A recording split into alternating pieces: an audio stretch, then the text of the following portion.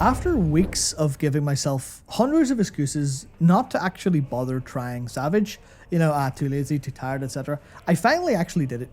All it took was a quick hop into Party Finder to find a practice party, some guidance from a friend who, the kind of person who always calls you out when you're being lazy or being kind of shitty. That kind of friend, very helpful. And I got it. I got my first Savage kill in P1S. It was an easier one than I expected, that's for sure. And obviously it's, like 4 or 5 months late. But it was still one hell of an experience anyway. One of the most amazing things about it overall was it was frictionless.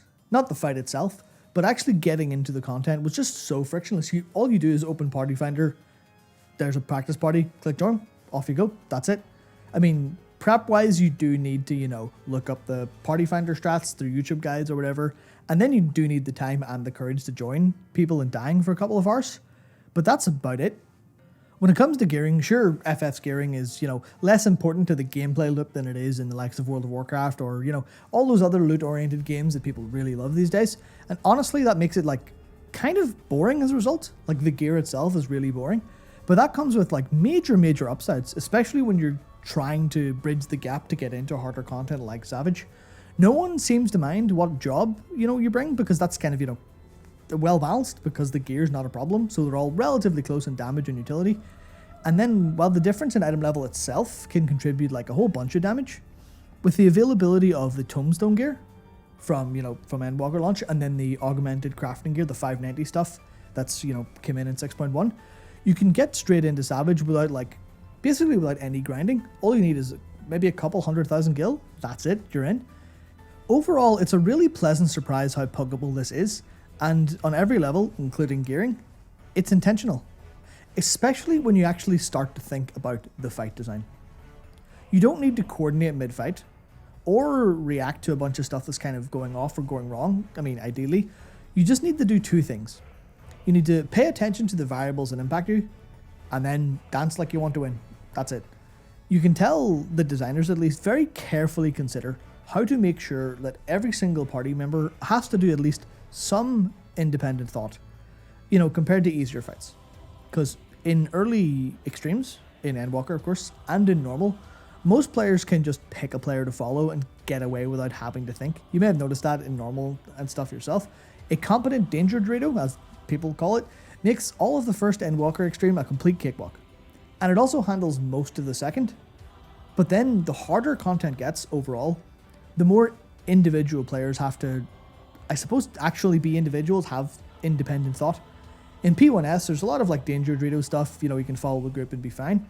But there's also a handful of mechanics that are more about, less about being part of a dance that everyone's dancing together, and more about having your own solo in the middle of the dance. I don't know much about dancing, but to me that initially sounded kind of boring, right? Because you're just doing the same rehearsed, choreographed step. It's aesthetically pleasing and it's fun to do, but it's still the same every single time compared to all of the randomness and the kind of excitement of that. At least that's what I thought. But what I didn't understand was that it's not just rehearsed, but when it comes to Savage and even harder extremes like Endsinger or Diamond Weapon, everyone actually has to decide their own best move for the situation. And they also line up these moments, something I've recently come to appreciate as a ninja. They line them up with party buffs and major cooldowns, which adds this, I guess the best way to explain it is focus or attention, brain space, the space you have in your brain. You need room in your brain to remember and figure out what actually physically to do in this fight. But those moments are almost always lined up with the 2-minute cooldown window, when your actual rotation reaches the peak of also requiring focus. I mean, I know it happens all the time, right? I die because Tenchi Jin's up, I greet it, I don't move. If you don't play ninja, you can't move during that, you have to stay there for a couple GCDs. And I know, every single time I die to that, I know that's by design. They've made me sit there and focus on my mechanics. At the same time, the fight is trying to kill me and I have to focus on that. And it turns out to be this fun little difficulty tuning knob they can do. But anyway. In P1S, there are 3 examples of that individual, independent thought I was talking about. First, there's Shackled in Time, right? That's where one random player gets singled out during the opposite color tile phase, and they have to stand on the opposite color because whatever tile they're standing on, all the same color will explode. So everyone stands on, say, red, and then one person who gets the marker has to stand on blue. And that can get a little bit tense because you have to actually trust that person to do it. And it's a little bit dodgy sometimes, but it's such a sigh of relief whenever people do it right. I think it's a kind of fun little mechanic. The other two are where it gets a little bit more intense. Those are Intemperance and Fourfold Shackles. Intemperance is this mechanic, if you've done normal, you'll know it. You have to get hit by the opposite color of element that you currently have. So if you're on fire, hit by ice, that neutralizes it. It's satisfying enough to do on normal, but in Savage, there are like 8 squares that each have to be individually managed. And if just one square is messed up, the entire party gets hit hard and takes a stack of damage down. Which is something we should maybe talk about at some point. Damage down versus vulnerability up is really cool. The way this is usually done is that everyone's assigned their own square to manage. So as a ninja, I'll be M2, say. I manage the M2 square. Then there are flex players who deal with like the edge cases. So there are a few possible ways it actually unfolds. And we'll use Junebob's guide here to show because it's really, really well done. But the south square can be ice, ice, ice, or ice, ice, fire. And then the order of those can kind of swap around based on which hand is glowing for the boss. But the whole point is that everyone has their own role to play based on these factors, right? Everyone has to look at the ice, ice, ice, or ice, ice, fire and go, okay, I know what I'm actually doing. It's almost like a little single-player mini-game, all while you're doing your own damage or healing. And in this case, Intemperance lines up with a 2-minute window, so I guess fuck anyone who's really trying. Fantastic. But you never like need a raid leader to like calculate a new strategy or give new orders on the fly. You never need to type in chat. You never need to have a voice chat to make things like work. And that's something that Yoshi P has actually said is, you know, part of their goal when design is like you want to coordinate before a fight, and after the fight you say what went wrong. Because who has time to type during a fight? And then voice chat gets into this whole thing of, well, then you need an external situation because obviously FF doesn't support that. And then you've got a problem for like deaf players, stuff like that. But anyway, that's their philosophy. That's how things are done. Everything is down to each individual player to handle during the fight. And if everyone nails it, the party succeeds and moves on. It even takes on like a new kind of form in the ethereal shackles mechanic. Everyone has their assigned position, but depending on which player gets a debuff, 2 players may need to swap. But because the planned movement is so clean and like so free of noise, the players can actually communicate like non-verbally.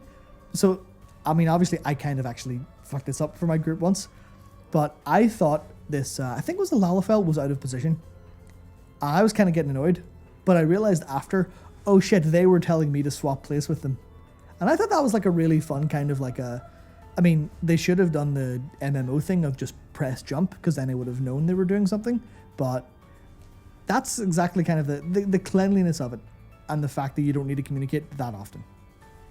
But the choreograph part of this is strongest in the kind of the hardest mechanic, Fourfold Shackles. Everyone gets a unique debuff that determines when and how they're going to be hit by these shackles.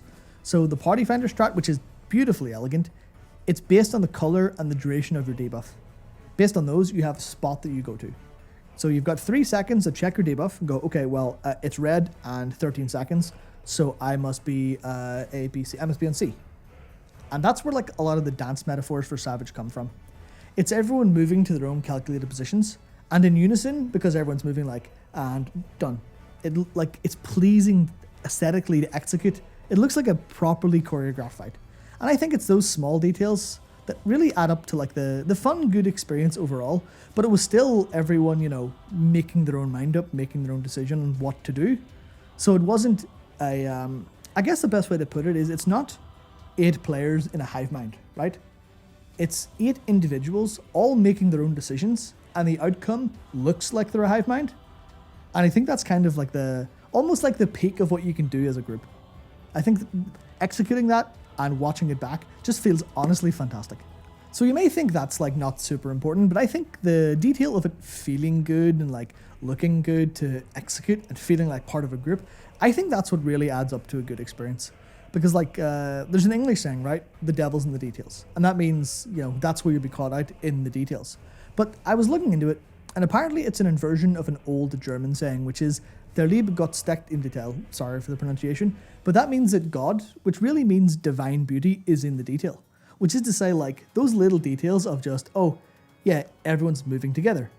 Everyone's kind of go into the position, everyone moves to the position within 3 seconds. So it looks really fun to do. You kind of, you feel like, almost like together. Even though in Party Finder you're there with 7 strangers, it feels that kind of like, yeah, we're a party. We're doing this. This is a choreograph. This is fantastic.